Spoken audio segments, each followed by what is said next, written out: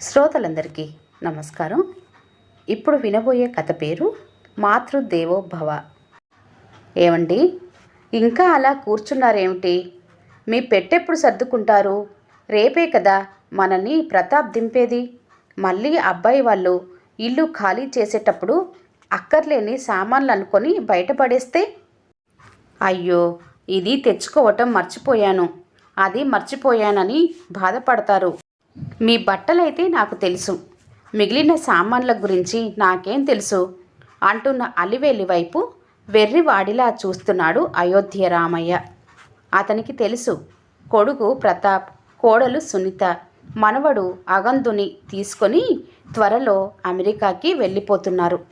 పెద్ద కొడుకు ప్రవీణ్ భార్యా బిడ్డలతో 2 ఏళ్ల క్రితమే గల్ఫ్ వెళ్ళిపోయాడు. అప్పటి నుంచి రిటైర్ అయిన అయోధ్య రామయ్య, అతని భార్య, రెండో కొడుకు దగ్గర ఉంటున్నారు.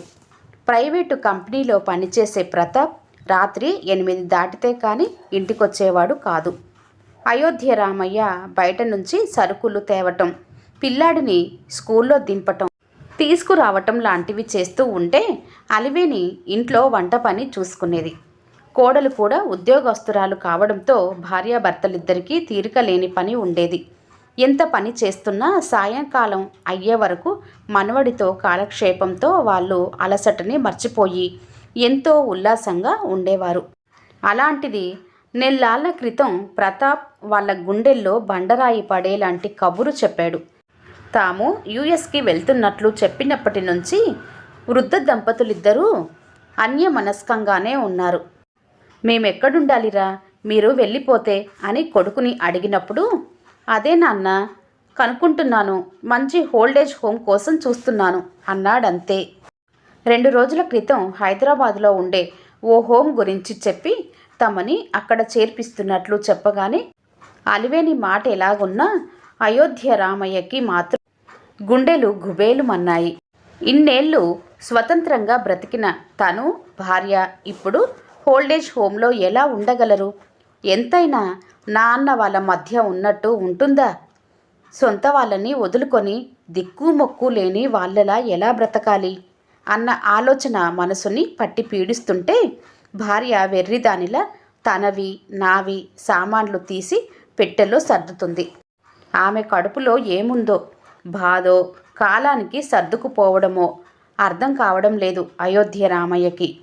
కొడుకు కోడలు ఏదో పనుందంటూ ఎంబసీకి వెళ్ళారు. ఓ ప్రక్క చెమటలు తుడుచుకుంటూ పెట్టెలు సర్దుతున్న అలివేని వైపు చూస్తూ, అలివేని అని పిలిచాడు అయోధ్య రామయ్య. ఏమిటండి అంటూ వచ్చిన భార్యని ఇలా కూర్చో అన్నట్లు చేత్తో సంజ్ఞ చేశాడు. మొల్లో దోపిన చీర చెంగు తీసి సర్దుకొని భర్త ప్రక్కనే కూర్చుంది అలివేని. అలివేని, మన చివరి దశ ఇలా ఉంటుందని ఊహించావా అన్నదానికి వెర్రిదానిలా చూసింది అలివేని. 18వ ఏట మా ఇంటికొచ్చావు. అత్త, మామ, ఆడబిడ్డలు, మరుదులు మధ్య పెద్ద కోడలిగా నీ బాధ్యతల్ని నువ్వు నెరవేర్చుకున్నావు. నాకిద్దరు కొడుకుల్ని ఇచ్చావు. సిజేరియన్ అంటే భయపడే రోజుల్లో ప్రాణాలకి తెగించి కన్నావు. ఆ పిల్లలిద్దరినీ ఎంతో అపురూపంగా పెంచావు. ఒకడిని డాక్టర్ని చేశాము, రెండో వాడిని ఇంజనీర్ని చేశాము. వేలకి వేలు మన దేశంలోనే గడించుకుంటున్నారు. వాళ్ళకొస్తున్న డబ్బుతో హాయిగా గడిచిపోతుంది కదా అంటున్న మాటలకు అడ్డొచ్చి, ఏమండి చూడండి, రోజులు మారాయండి.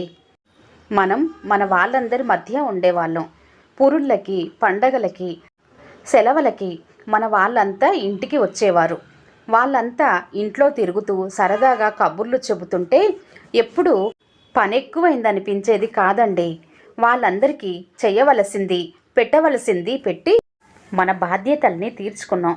అప్పుడు కాలం అలాగుండేది. రాను రాను కాలం మారింది. పెద్దవాళ్ళు కన్నంత మందిని మనం కనలేదు. ఈ రోజుల్లో భార్యాభర్తలిద్దరూ ఉద్యోగాలు చేస్తున్నారు.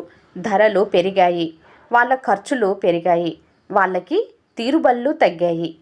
మనం మన పిల్లలకే కాదు, వాళ్ళ పిల్లలకి కూడా చేయవలసి వస్తుంది. వాళ్ళ పరిస్థితి చూస్తే జాలేస్తుంది. బయట చాకిరీ చేసి వస్తుంది కోడలు. అందుకే నేను ఆ అమ్మాయిని ఇబ్బంది పెట్టకుండా నా శక్తి కొద్దీ చేసి పెడుతున్నాను. అది మన బాధ్యతగా అనుకుందామండి అంటున్న భార్య వైపు చూస్తూ, బాధ్యత ఎంతకాలం ఈ బాధ్యతలు?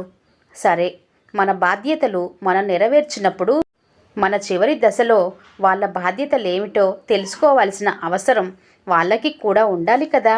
ఇంత స్వార్థపరులైతే ఎలా అంటున్న భర్తని మధ్యలోనే ఆపి, చూడండి, పాపం వాళ్ళని స్వార్థపరులనకండి. మన కాలంలో ఆస్తి ఉండేది, అది అమ్మి ఆడబిడ్డల పెళ్ళిళ్ళు చేశాం. మిగిలిన దాంట్లో మన వాటాకొచ్చింది అమ్మి పిల్లల్ని ఉన్నతుల్ని చేశాం. వాళ్ళని అలా వదిలేసి ఉంటే ఇంతింత ఉద్యోగస్తులయ్యేవారు కాదు. వాళ్ళ పిల్లల్ని వాళ్ళెలా పెంచుకుందరు? నిజమే అలివేని, పిల్లలికంటూ మనం ఓ చిన్న ఇల్లు కూడా కూర్చుకోలేదు. ఓ 2 గదుల ఇల్లైనా ఉండి ఉంటే మన పాటికి మనం బ్రతికే వాళ్ళం. వాళ్ళు ఉద్యోగస్తులయ్యి మనల్ని ఉద్ధరిస్తారని ఆశించాం. కానీ వాళ్ళెంత స్వార్థపరులో చూడు. వాళ్ళింతటి వాళ్ళు కావడానికి కారకులెవరో ఒక్కసారన్నా ఆలోచించారా? తన భార్య పిల్లలు తప్ప తనకి ఓ తల్లి తండ్రి ఉన్నారని ఇప్పుడు ఆ ముసలాళ్ళకి ఓ అండ కావాలని ఆలోచిస్తున్నారా అంటున్న భర్తని చూస్తూ, ఏమండి, మనం పెద్దవాళ్ళం. మనం బాధపడితే పిల్లలకి మంచి జరగదు. కన్నాక వాళ్ళని పెంచటం మన బాధ్యత. వాళ్ళెప్పుడూ హాయిగా ఆనందంగా ఉండాలని కోరుకుందాం. ఎక్కడున్నా వాళ్ళు సుఖంగా ఉండాలి. మన చివరి దశ అంటారా, దేవుడే ఉన్నాడు. అన్ని దేశాల వాళ్ళు ఆయా దేశాలని వారి బిడ్డల్ని రాణిస్తున్నారు. తల్లిదండ్రుల్ని రానివ్వటం లేదు. దానికి పిల్లలేం చేస్తారు? మనని తీసుకెళ్ళనిస్తే పిల్లలు తీసుకెళ్దురండి అంటున్న భార్య వైపు ఆశ్చర్యంగా చూస్తూ, కాలంతో ఎంత ఎదిగిపోయావు అలివేని. ఆ కాలంలో ఇంట్లో అందరికీ చాకిరీ చేశావు, పురుళ్ళు పోసావు, పెళ్ళిళ్ళు చేశావు. ఒక్కరోజు కూడా నీ కష్టం ఏమిటో ఎవ్వరికీ తెలియనివ్వలేదు. కాలం మారిందంటూ పిల్లల భావాల్ని అర్థం చేసుకొని ఇప్పుడు వాళ్ళ బుద్ధులకి తగ్గట్టు మారావు. నీలో ఉన్న ఆ శాంతం, ఆ నిస్వార్థత, ఆ శక్తి నాకు లేవు అలివేని అనుకున్నాడు మనసులోనే. ఇంతలోనే వచ్చిన కొడుకు కోడలు లోపలికొస్తూ, వచ్చే వారమే మా ప్రయాణం అంటూ ఆనందంగా చెప్పుకుపోవటం విన్న తను ఏ భావం వ్యక్తం చెయ్యలేకపోవటం. అలివేని వెంటనే, చాలా సంతోషం బాబు, హాయిగా వెళ్ళి అక్కడ సుఖంగా ఉండండి అంటూ మనసారా దీవించటం మరింత ఆశ్చర్యాన్నే కలిగించింది అయోధ్య రామయ్యకి. అందుకే ఆమెని తల్లి అంటారు అనుకున్నాడు. మర్నాడు ఆటో తెచ్చి తల్లిదండ్రుల సామాన్లు పెట్టి వాళ్ళిద్దరినీ ఎక్కించి తీసుకెళ్తున్నప్పుడు మాత్రం 70 ఏండ్ల అయోధ్య రామయ్య మూగగా రోదిస్తుంటే అలివేని మాత్రం మనవడిని ముద్దులాడుతూ కొంగుతో కళ్ళొత్తుకుంది. ప్రతాప్ తల్లిదండ్రుల్ని దింపి అక్కడి అధికారులతో మాట్లాడి తిరుగుముఖం పట్టినప్పుడు తల్లిదండ్రి మనసులు విలవిల్లాడిపోయాయి. ప్రతాప్ రాసే ఉత్తరాలు 1కి 10 సార్లు చదువుకొని ఆ వృద్ధ దంపతులు ఆనందపడేవారు. 6 ఏళ్ళు గిర్రున తిరిగిపోయాయి. ప్రతాప్ కుటుంబంతో త్వరలోనే వస్తున్నట్లు రాసిన ఉత్తరం అందుకున్న ఆ దంపతుల ఆనందం వర్ణనాతీతం. ప్రతాప్ వచ్చిన 2 రోజులకి ఓల్డేజ్ హోమ్కి వెళ్ళాడు.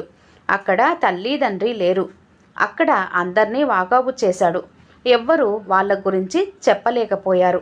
ప్రతాప్కి మతిపోయినట్టు అనిపించింది. తను వాళ్ళని చేర్పించింది ఇక్కడే కదా అనుకున్నాడు. ఏదో ఆలోచన రాగా బ్యాంకుకెళ్ళి తండ్రి అకౌంట్లో డబ్బు చూశాడు. మొదట ఓ నెల మాత్రం కొంత డబ్బు తీసినట్లు ఉంది. తర్వాత తను అన్నయ్య పంపిన డబ్బులో 1 రూపాయి కూడా తీయలేదు. ఏమైపోయారిద్దరూ? అప్పుడప్పుడు రాసే ఉత్తరాలు వాళ్ళకి అందాయా? వాళ్ళ దగ్గర నుంచి జవాబు రాలేదని ఎప్పుడూ ఆలోచించలేదే.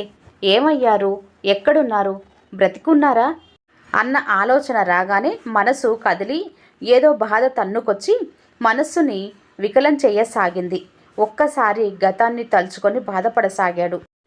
అమ్మ నాన్న ఇంట్లో పెద్ద కొడుకు కోడలిగా ఇల్లంతటిని చక్కదిద్దటంతో పాటు తను వాళ్ళని ఓల్డేజ్ హోంలో దించే వరకు తమకి చేసిన చాకిరీ గుర్తొచ్చింది. విదేశాల్లో పనివాళ్ళుండక ఇంట్లో చాకరీ చెయ్యలేక భార్య చేసే గొడవ గుర్తొచ్చి మా అమ్మ చేస్తే కూర్చొని తినడమా అని అనుకున్నా గట్టిగా భార్య దగ్గర అనే ధైర్యం ఉండేది కాదు. ఫారిన్ వెళ్ళాక తల్లిదండ్రుల మీద అభిమానం కన్నా వాళ్ళు చేసిన చాకరీ మధ్య తామెంత నిశ్చింతగా నిర్పూర్చిగా కాలం గడిపామన్నది తరచూ గుర్తొచ్చేది. కానీ అక్కడ వచ్చే డబ్బుకి ఆనందపడుతూ ఆ జ్ఞాపకాలన్నీ మర్చిపోతూ ఉండేవారు.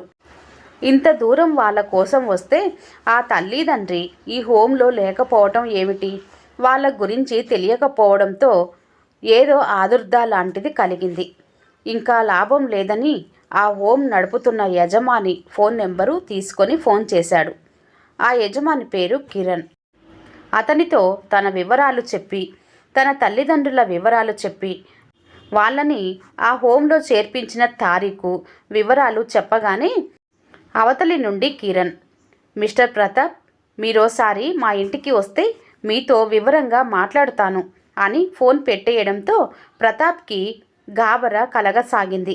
ట్యాక్సీ చేయించుకొని అతనిచ్చిన వివరాలు పట్టుకొని తిన్నగా అతనింటికి వెళ్ళాడు. హాల్లో కూర్చోబెట్టిన బంట్రోతుతో పంపిన కార్డు చూసి బయటికొచ్చిన కిరణ్ని పరిచయం చేసుకొని తల్లిదండ్రుల వివరాల గురించి చెప్పగానే కిరణ్ అతన్ని వెటకారంగా చూస్తూ, మిస్టర్ ప్రతాప్, మీకు కొన్ని విషయాలు చెప్పాలి. మీకు తెలియనివేమీ కాదు. తల్లిదండ్రి అంటే ప్రత్యక్ష దైవాలు. అందులో తల్లి మరీను. తండ్రి లేకపోయినా తల్లి తాను గంజి తాగి పిల్లలకి మెతుకులు పెట్టి పెంచుతుంది. 10 మంది పిల్లల్ని ఒకేసారి కష్టపడి పెంచగలిగే ఆ తల్లిదండ్రుల్ని చివరి దశలో ఒక్క బిడ్డ పెంచలేదు. మీ స్వార్థాలకి వాళ్ళని వదిలేసి వెళ్ళిపోయారు. వాళ్ళ మనోవేదన గురించి ఒక్కసారన్నా ఆలోచించారా? 70 ఏళ్ళు దాటిన వారికి కావాల్సింది మీరు పంపే డబ్బు కాదు, తోటి మనిషి ఆప్యాయత, అనురాగం. మీరు డబ్బు పంపి మీ బాధ్యత చాలా చక్కగా తీర్చుకున్నాం అనుకుంటున్నారు. మీ వయసు వారికి రాదు, వాళ్ళ వయసు మీకు వస్తుంది. అప్పుడు మీ పరిస్థితి ఇలాగే ఉంటే ఒక్కటి గుర్తుంచుకోండి, ఓల్డేజ్ హోమ్లు దిక్కులేని వారికి. దిక్కులేని వారు మనకెవ్వరూ లేరన్న ఒక నిర్ణయంతో ఈ హోంలో బ్రతుకుతారు. పిల్లలుండి చూడని వాళ్ళు అలా సర్దుకోలేరు అంటూ గట్టిగా చెప్తున్న కిరణ్ వైపు చూస్తూ, సార్, ముందు మా అమ్మ నాన్న ఎక్కడున్నారు, ఎలాగున్నారో చెప్పండి సార్ అంటూ చేతులు జోడించి అర్థిస్తున్న ప్రతాప్ని చూస్తూ, మీకు మరో విషయం చెప్తా వినండి. నేను చిన్నప్పుడు వారాల అబ్బాయిని, దిక్కు మొక్కు లేని అనాథని. మీ అమ్మగారు నాకు వారానికి 2 రోజులు మీతో సమానంగా భోజనం పెట్టడమే కాదు, మీ బట్టలు, మీ పాత పుస్తకాలు ఇచ్చేవారు. మీకు గుర్తుండే ఉంటుంది, ఆ రోజుల్లో మీ కుటుంబంలో మీ అమ్మగారు నిర్వహించే పాత్ర చూశాను. ఆమె దయ వల్లే నేను గ్రాడ్యుయేషన్ చేశాను. ఉద్యోగం చేసుకుంటూనే నేను పీజీ చేశాను. ఉద్యోగంలో చేరి ఈ హోం ప్రారంభించాను. నేను పెరిగిన వాతావరణమే నా చేత ఈ హోం నడిపే స్థితికి తీసుకొచ్చింది. చిన్నగా ప్రారంభించిన నా హోంని చూసి ప్రభుత్వ సహకారం, కొందరు పెద్దల సహకారం లభించడంతో నా హోం బాగా నడుస్తుంది. మీరు మీ తల్లిదండ్రుల్ని చేర్పించాక వారి వివరాలు చూసి వారిని గుర్తుపట్టాను. ఇలాంటి తల్లిన ఇందులో చేర్పించారని బాధ కలిగింది. ఆ తల్లి నాకా రోజు తిండి బట్ట పెట్టకపోయి ఉంటే నేనింతటి వాడిని కాకపోదును. మీ అమ్మగారికి నేను జీవితాంతం రుణపడి ఉన్నాను. వారు చేసింది గుర్తొచ్చి వారి దగ్గరికి వెళ్ళాను. వారు నన్ను గుర్తుపట్టలేదు. వారికి నా వివరాలు చెప్పి వారిని నా ఇంటికి తీసుకొచ్చాను. ఆనాటి నుండి నా దగ్గరే ఉంచుకున్నాను. మీరు పంపే డబ్బు వారిని నేనే తీసుకొనివ్వలేదు. మీరు రాసే ఉత్తరాలు వారు చదువుకొని పడే ఆనందం వర్ణనాతీతం. వాళ్ళు రాసిన ఉత్తరాలు కావాలని నేను పోస్టు చెయ్యలేదు. డబ్బుతో బాధ్యతలు వదుల్చుకునే మీలాంటి కొడుకులకి ఉత్తరాలెందుకు రాయాలిట? నేను దేశంలో ఇలాంటి అనాథలందర్నీ ఉద్ధరించలేను. కానీ నన్ను తల్లిగా ఆదుకున్న ఒక్కరినైనా ఆదుకొని వారి రుణం తీర్చుకోవాలనుకున్నాను. ప్రతి కొడుకు ఒక్కసారి తల్లిదండ్రుల రుణం గురించి ఆలోచించుకుంటే దేశంలో అంతా ఉండి దిక్కులేని వారుండేవారు కాదు. వెళ్ళండి, ఆ వెనుక గదిలో ఉన్న ఆ వృద్ధుల్ని చూడండి అన్న మాటలు విని ఆత్రంగా వెళ్ళిన ప్రతాప్ వారిని చూసి ఆనందం పట్టలేక కౌగిలించుకున్నాడు. ఏసీ గది, ఒక ప్రక్క పూజా మందిరం, చక్కటి పడకలు, 2 సోఫాలతో ఎంతో చక్కగా ఉందా గది. వంటవాడిచ్చిన కాఫీలు తాగుతున్న ఆ దంపతులు ప్రతాప్ని చూసి, నాన్న ఎప్పుడొచ్చావురా? చంటాడేడి? కోడలేది? ఎలాగున్నారా? హాయిగా ఉన్నారా? ఆ ఊర్లో అన్నీ దొరుకుతాయా అని అడుగుతున్న ఆ తల్లి ఒళ్ళో అశ్రునయనాలతో వాలిపోయిన కొడుకుని చూస్తూ కిరణ్, చూసారా ప్రతాప్, వాళ్ళనే తల్లి తండ్రి అంటారు. ఇప్పుడు కూడా మిమ్మల్ని నిందించకుండా మీ క్షేమాన్నే వాకాబు చేస్తున్నారు. వీళ్ళనే ప్రత్యక్ష దైవాలంటారు అన్న మాటలకి తలెత్తుకోలేక, అమ్మా త్వరలో మన దేశానికి వచ్చేసి మళ్ళీ మిమ్మల్ని మన ఇంటికి తీసుకెళ్ళిపోతానమ్మా అంటున్న ప్రతాప్ని చూసి, అలాగే బాబు అని ఆనందపడుతున్న ఆ దంపతుల్ని చూసి కిరణ్ మనసు పొంగిపోయింది. కథ సమాప్తం అండి. కథ కనుక నచ్చినట్లయితే లైక్ చేయండి, షేర్ చేయండి. అలాగే మరిన్ని మంచి కథల కోసం ఛానల్ని సబ్స్క్రైబ్ చేసుకోండి. మరొక మంచి కథతో మళ్ళీ కలుద్దాం. అంతవరకు సెలవు. నమస్తే. ధన్యవాదాలు.